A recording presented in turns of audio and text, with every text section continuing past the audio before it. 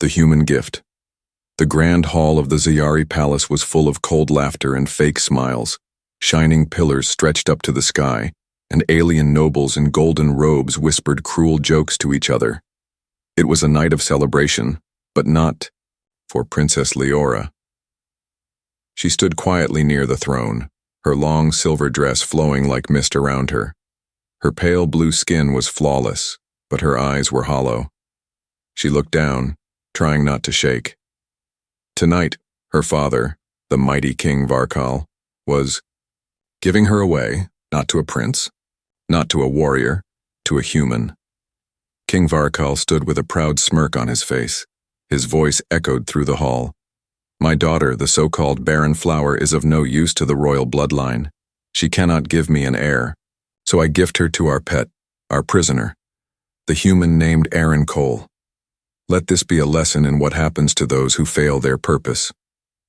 The crowd laughed. Some clapped. Others looked shocked. Then the guards brought him in. Aaron Cole walked, slowly but proudly. His body was tall, scarred, and strong. His hands were bound, but his eyes burned with calm fire. He was dressed in a worn black uniform, dirty from months of prison, but he didn't look weak. He looked dangerous. Princess Leora looked up at him, her heart racing. She had expected a monster, but he wasn't what she imagined. He wasn't afraid. He wasn't angry. He simply looked at her and smiled. That smile confused her. You will share chambers, the king said loudly. He will serve as your new master or toy or burden, whatever suits you. I wash my hands of you both. The guards pushed Aaron forward. He walked beside Leora but didn't touch her. I'm sorry, he whispered softly, so only she could hear. She blinked, confused. Why are you sorry? She asked quietly. Because you don't belong here, he said. You didn't deserve this. That night, inside the quiet stone chambers, Leora sat near a cold fire pit. Aaron stayed across the room. No threats, no cruel words, just silence and space. She expected him to make demands, or laugh like the others, but he didn't. Instead, he spoke gently. I'll sleep on the floor, you can take the bed. Leora looked at him sharply. You don't own me. I know, Aaron replied, and I don't want to. The days passed strangely. Leora waited for the human to change, to turn cruel, to break her spirit. But instead, he fixed the fire pit. He cleaned the floors. He cooked strange earth food from prison rations. He even told stories. Back on Earth, he said one evening, my people don't treat women like that. Not the good ones, at least. Leora frowned. But your kind is violent. You fight wars.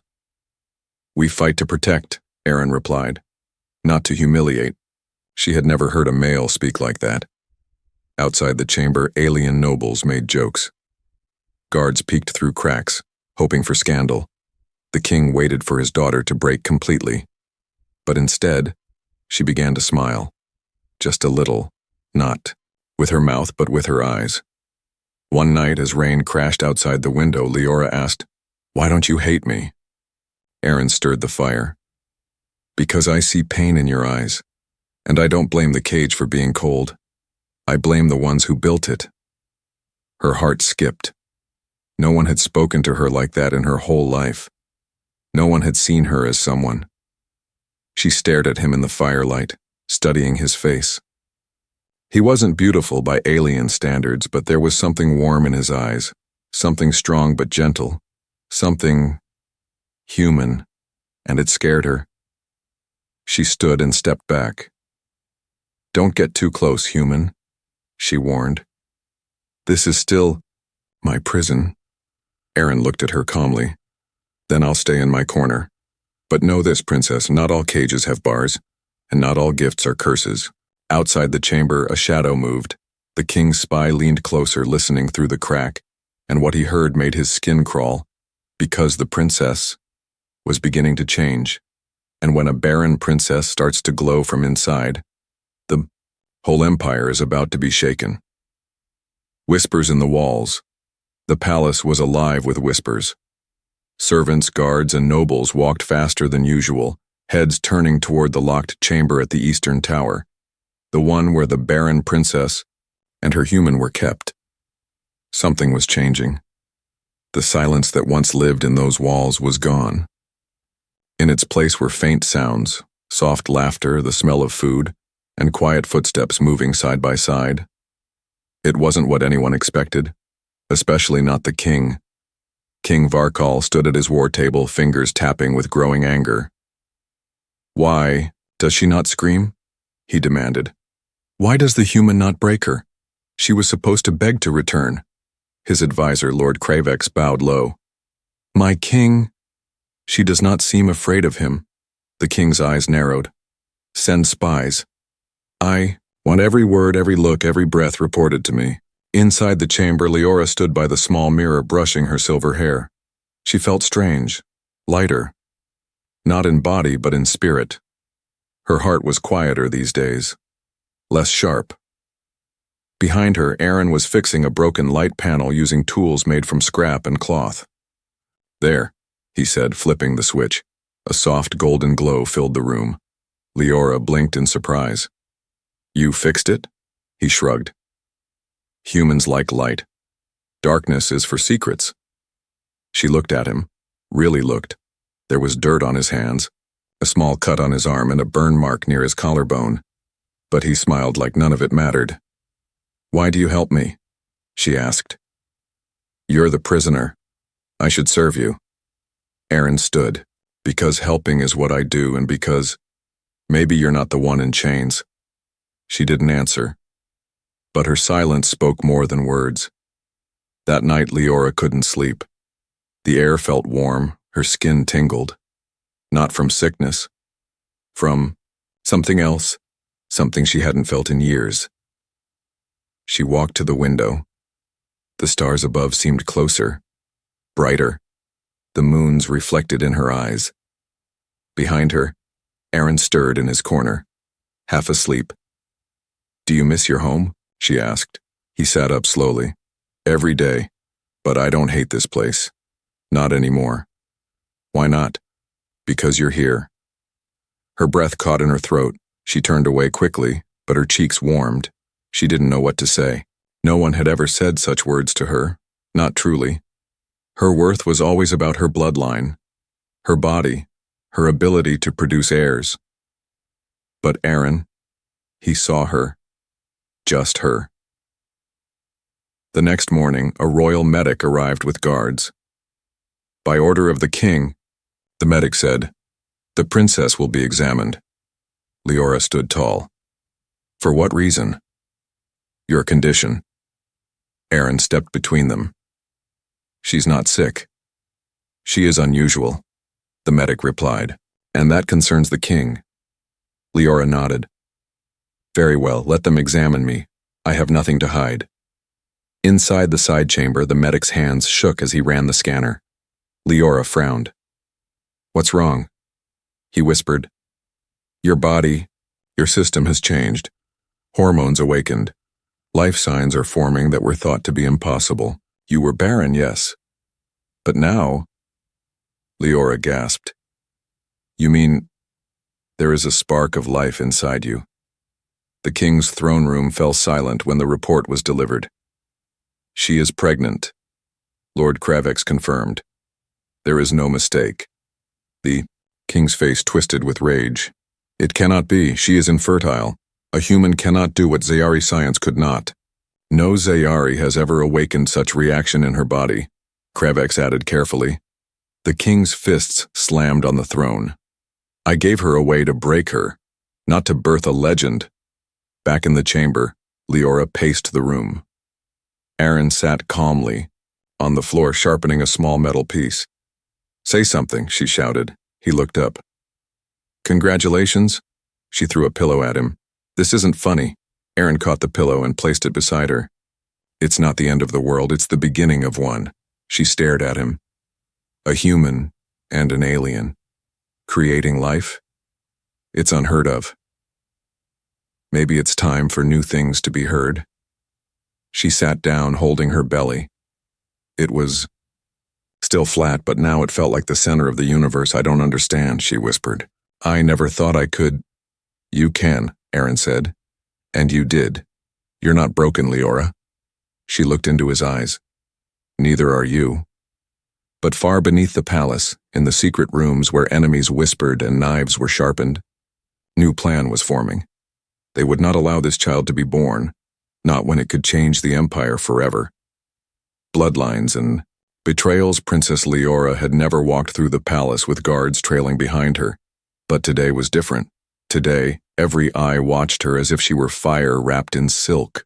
Whispers followed her steps. Not about her shame, but about her power. She was no longer the barren daughter. She was carrying a child, a miracle born from a human, and the empire did not know whether to celebrate or fear. Aaron waited near the garden dome, chained to a bench under fake alien trees. His wrists were bound, not for safety but for show. The king wanted the nobles to see the human restrained, but Aaron's eyes stayed calm as ever. When Leora approached, his expression softened. You look strong, he said. She smiled weakly. I'm tired of being afraid. He nodded. Then don't be. She sat beside him, ignoring the guards nearby. They think I'm cursed, or chosen. Aaron glanced at her belly. Maybe both. She laughed, a real one this time, but it didn't last long. A shadow moved in the corner. A figure in dark robes approached. It was Lord Malrex, a cousin to the king and head of the secret council. He bowed mockingly. Your Highness, the nobles have questions. About the bloodline, about the mixing. Leora stood. This child is of Ziyari royal blood. What more? Do they want? Malrex sneered. They want to know what part is human, what part could be dangerous. Aaron leaned forward. You're afraid of a baby? Not the baby, Malrex replied, eyes cold. Of what comes next? Mixed blood means new law, new power. It threatens everything the old families control. He turned and walked away. That night, Leora could not sleep. The palace lights dimmed. Silence filled the halls. But her mind raced. Could she really protect a child in a world that wanted it gone? She went to Aaron's cell quietly. He sat inside, calmly fixing a broken device from scraps, wires, metal plates, glass. You shouldn't be working, she said. Helps me think, Aaron replied. Leora entered, looking around. You're not scared, are you? Aaron shook his head. I've lived through worse, but I am worried for you. She looked down. They'll come for me. Aaron stood and walked closer. Then let them. I won't let anyone hurt you. She looked up into his eyes. Why do you care so much? He touched her hand gently. Because when I first saw you, I didn't see a gift. I saw someone who had been broken by her own people. And now, I see someone strong enough to rebuild herself. She leaned into him, breathing deeply. Then we rebuild together, far away inside the secret chamber beneath the throne room. The king held an old book. Its pages were cracked with age, written in a language only he and the elders could read.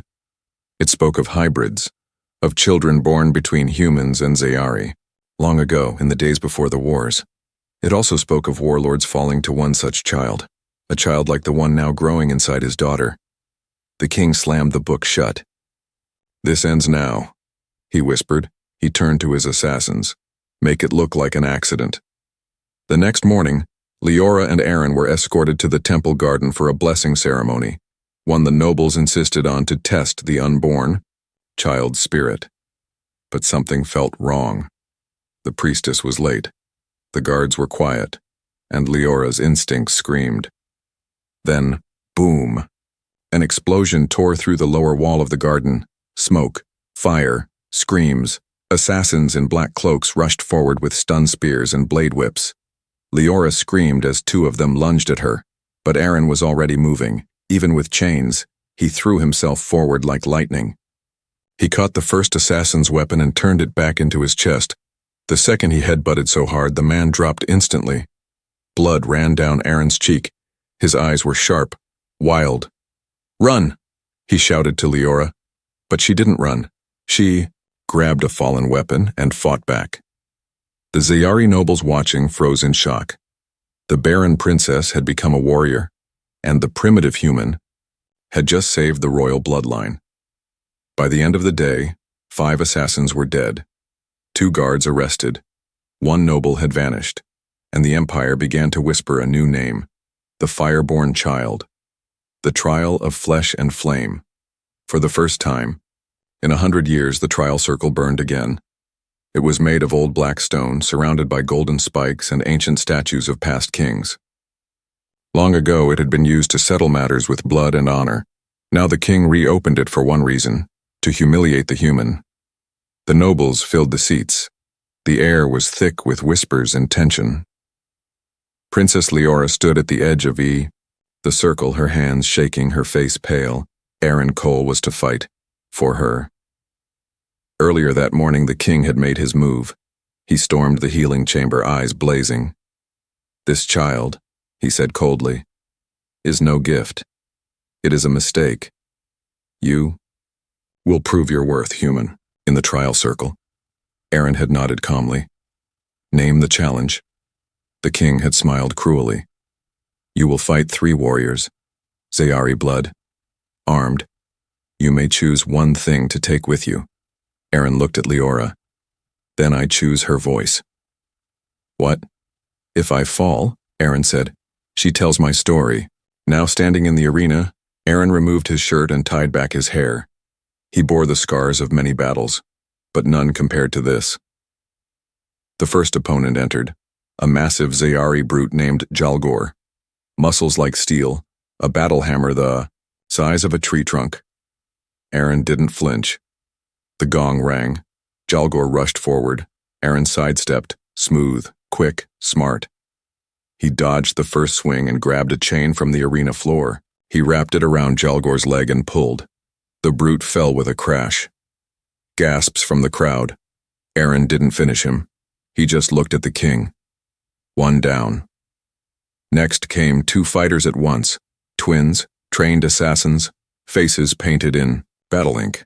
Fast, agile, cruel. They surrounded him. Aaron stood still. One struck low, the other high. He ducked, caught one by the wrist, and used his body to flip the attacker into the other. The crowd roared. Even some nobles stood in shock. Humans weren't supposed to win. Leora clutched her chest, heart pounding. "He's not fighting to kill," she whispered. "He's fighting to prove." Suddenly the king stood. "Enough," he barked. He turned to Leora. "Do you now believe this man worthy of our blood?" Leora stepped into the circle. Her voice was calm, but strong. "No," the crowd gasped. "I do not believe he is worthy of our blood," she said. "I believe our blood is not worthy of him."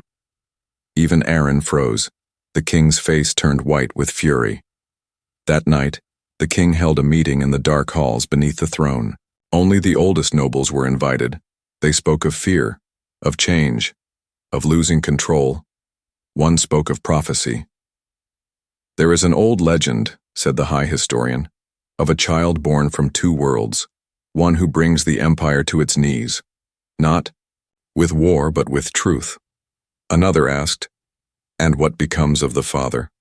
The historian answered, "He becomes the sword and the shield." Meanwhile, in her chamber, Leora gently touched her stomach. She could feel it now. A flutter, a heartbeat within hers. Aaron stood beside her, wrapping a cloth around his bruised arm. "You should rest," she said softly. "I will." He smiled. "Once you and the baby are safe." "You always speak like it's your job to protect me," she said. "It is," he replied. "But who protects you?" she whispered. He looked at her, and for the first time his voice wavered. "I never thought anyone would." Leora stepped close. Her hands reached for his face. "Then let me." But as they stood in the quiet light of the moon, a shadow moved on the rooftop, a sniper, a weapon, aimed at the human. The moonlit escape. The wind was still. The moon hung like a silver eye above the palace, and in the quiet glow of Princess Leora's chamber, 2 lives were about to change forever. Aaron stood near the window, wiping dried blood from his hand. Leora sat on the bed, whispering to the child in her womb. "Little one, stay strong." Then it happened. A flash, a whistle, a crack. Aaron moved fast, too fast for any normal man. He tackled Leora to the floor as the window shattered behind him. A bullet, hot and bright, sank into the far wall, inches from where her head had been. Guards burst in, screaming, confused. Leora lay frozen beneath Aaron, her heart racing. "You saved me again." He rolled to his feet. "They're done playing games." At the highest tower, the sniper, masked and cold, spoke into his wrist device. "Target missed. But I saw something, sir. The human moved. Before the shot." "Confirmed?" A voice replied, "Yes, he sensed it. Then it's worse than we thought." That night, Aaron and Leora were placed under palace protection. But they both knew what it meant. A golden prison. No one smiled at them anymore. Not the servants. Not the guards. And not even the king. In the deep library beneath the palace, Leora searched the forbidden scrolls. Aaron stood guard near the door. "Listen to this," she whispered. 300 years ago, a Zayari queen had a secret child with a human explorer. Aaron raised an eyebrow. "What happened?" "She disappeared. The child was hidden. But stories say it had powers, both human instinct and Zayari energy. They called it the Starborn." Aaron leaned closer. "And now they think your child is another one?" "They don't think," she said. "They fear." As dawn crept over the palace spires, the king called. A private council. Leora and Aaron were not invited, but they knew what was coming. The king would never allow a child like theirs to live, not because of shame, but because of threat. "They're going to erase us," Leora whispered. Aaron nodded. "Then we vanish first." They waited for nightfall, when the guards changed, when the torches dimmed, when shadows ruled. Aaron picked the lock of their chamber, door with a sharp piece of bone and a piece of copper wire, scraps he'd saved from repairs. Leora wrapped herself in dark robes and hid her face. Aaron placed his hand gently over her belly. "Ready?" She nodded. "Let's run." They moved like ghosts through the palace, down back stairs, past sleeping guards, across the garden of silver leaves, but near the outer gates, they found someone waiting. Not a soldier, not an enemy. It was Nara, Leora's old maid, the one who used to braid her hair when she was a child. "I knew you'd try," Nara whispered. "Here, take these." She handed them a bag of travel coins, dried food, and a data crystal. "What's this?" Aaron asked. "The king's war plans," she said. "He plans to hunt the child even after birth, off-world." Leora hugged her. "Why are you helping us?" "Because I once loved a human too," Nara said softly. "But I was too afraid to fight for him. Don't make the same mistake." They escaped through the sewer tunnels, beneath the burning heart of the empire. As they walked deeper underground, the sounds of the palace faded. Leora clutched Aaron's arm. "Do you think we'll make it?" Aaron smiled. "We already did." But far above, the king stood on his balcony, watching the stars. Behind him, Lord Malrex entered the room. "They're gone," he said. The king didn't flinch. "Let them. Run." Malrex blinked. "You're letting them go?" "No," the king growled. "I'm letting them lead me. To the rebels, to the Starborn believers, to the roots I must burn." Deep in the wild lands, far from the palace lights, Leora and Aaron stood together under an open sky. She looked up at the stars.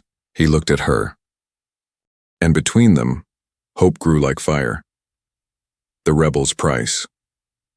The forest was alive with strange sounds. Thick blue trees twisted toward the sky.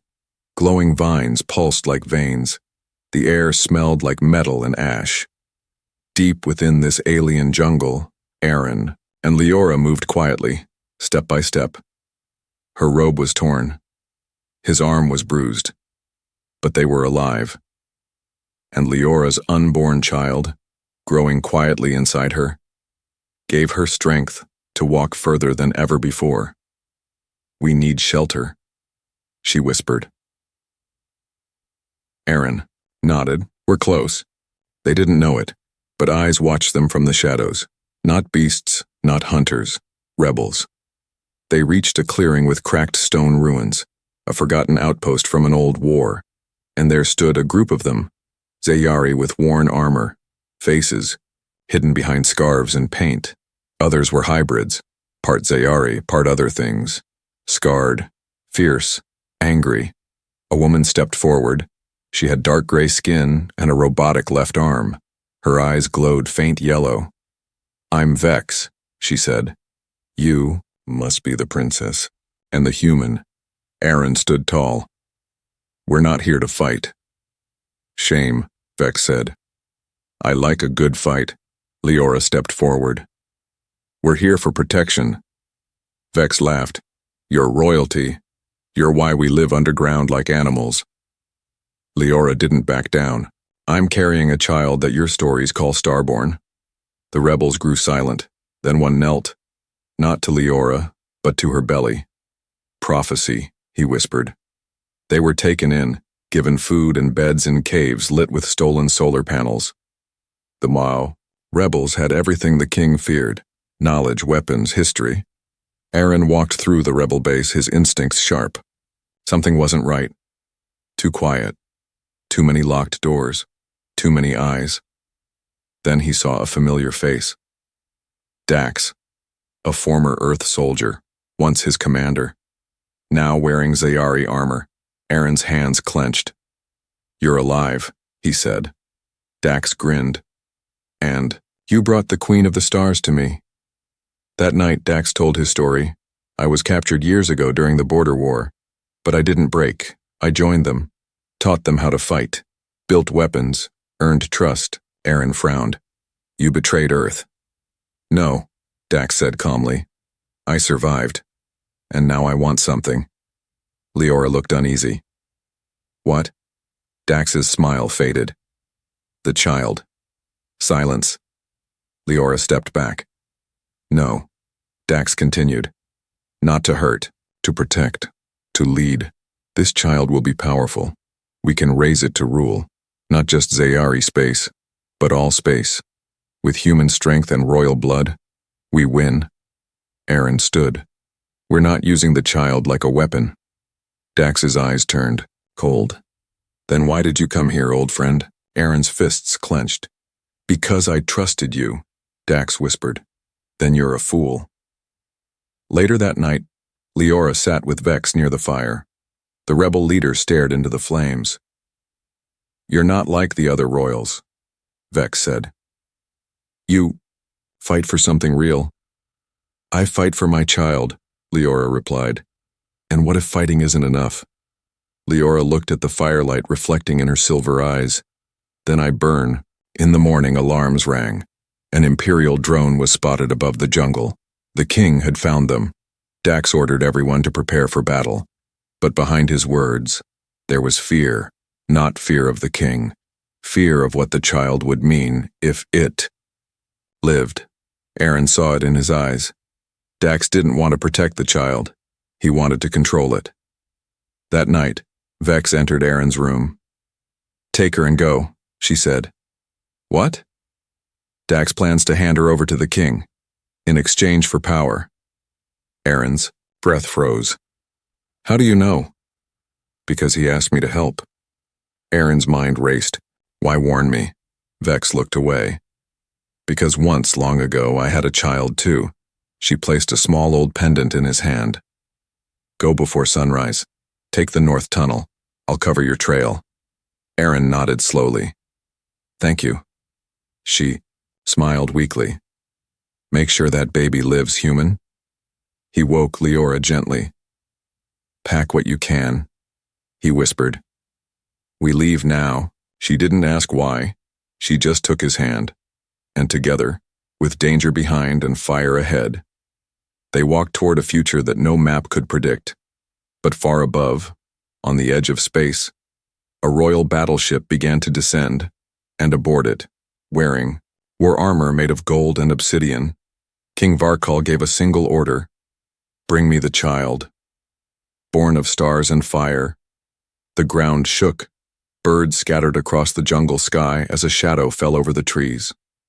The king's battleship, dark and massive, pierced the clouds like a floating mountain. Red light scanned the land below, searching for one thing: the child, not even born, and already feared by empires. Deep underground, inside a hidden cave behind a waterfall, Leora cried out in pain. She clutched her belly, sweat ran down her forehead. Her breath came in short gasps. "The baby, it's coming." Aaron knelt beside her, hands trembling but steady. "I've got you, just hold on." Vex had stayed behind to slow the rebels and Imperials both. She had sent a medic drone, but it wasn't enough. Aaron wasn't a doctor. He was a soldier. But tonight he had to be more. Outside, enemy boots hit the ground. Royal assassins led by Lord Malrex moved through the jungle, weapons drawn. "Kill the traitor," Malrex ordered.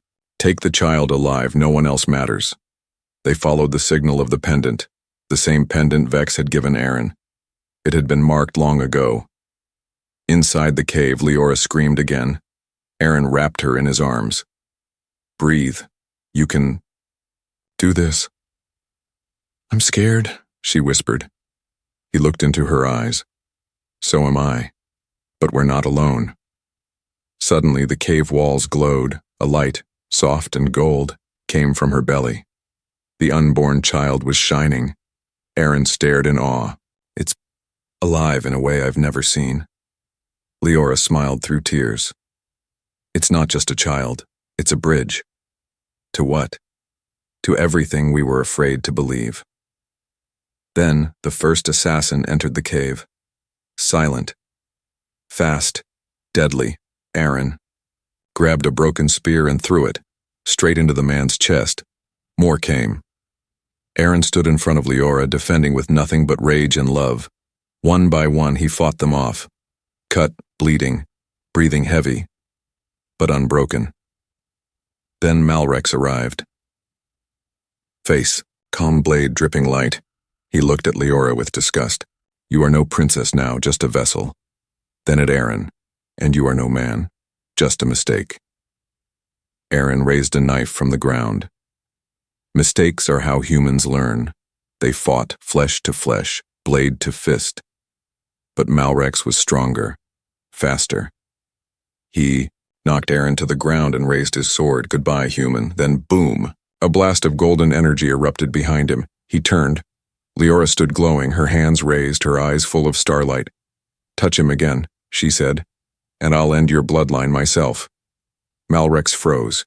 The air around her shimmered. The energy came not from her, but from the child. Unborn, yet already powerful. Malrex ran. Outside, royal ships began to retreat. The jungle burned. But the rebels, those who still believed in the prophecy, rose again with fury. They pushed the king's forces back. They didn't fight for thrones. They fought for a future. Inside the cave, silence fell. The baby was born. Tiny. Blue-skinned with specks of gold. Eyes already open. Already watching. Leora cried, holding the child against her chest. "He's perfect." Aaron touched the baby's hand, which gripped his finger tightly. "Welcome to the galaxy, little star." 3 days later, the king stood in his war chamber. All screens showed images of the child. The rebels called him Hopeborn. The people whispered a new name, Starfire. Even royal soldiers had started switching sides. The king looked at a photo of Leora, holding the baby standing beside Aaron. He knew his rule was over, and so, without a word, he took off his crown and walked into the dark. In a peaceful village far from the stars, Aaron and Leora lived quietly. No throne, no war, just love. Their child laughed in the garden, chasing light bugs that shimmered like comets. Sometimes, Leora would look at the stars and smile. "You changed everything," she would whisper. Aaron would put an arm around her. "No," he'd reply. "You did."